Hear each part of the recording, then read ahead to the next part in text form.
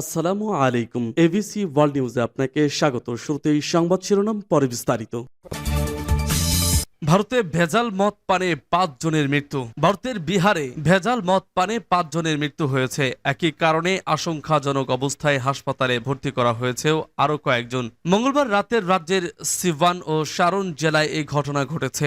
যদিও বিহারে গত ৮ বছর ধরে মদ বিক্রি নিষিদ্ধ। পুলিশ জানিয়েছে ভুক্তভোগীদের মধ্যে অনেকেই ভয়ে গা ঢাকা দিয়েছেন, কারণ ভেজাল মদ পানের ঘটনায় অতীতে কঠোর পদক্ষেপ নেওয়া হয়েছিল। স্থানীয় প্রশাসন বলছে মৃত্যুর সঠিক কারণ খতিয়ে দেখা হচ্ছে, তবে স্থানীয় বাসিন্দারা নিশ্চিতভাবে দাবি করছেন ভেজাল মদ পানি মৃত্যুর কারণ। এ বিষয়ে একটি বিশেষ তদন্ত দল গঠন করা হয়েছে, যার নেতৃত্বে থাকছেন সারনের অতিরিক্ত পুলিশ সুপার রাকেশ কুমার। তিনি বলেন, ইব্রাহিমপুর এলাকায় দ্রুত একটি দল পাঠানো হয়েছে, যেখানে মৃত্যুর ঘটনাগুলো ঘটেছে।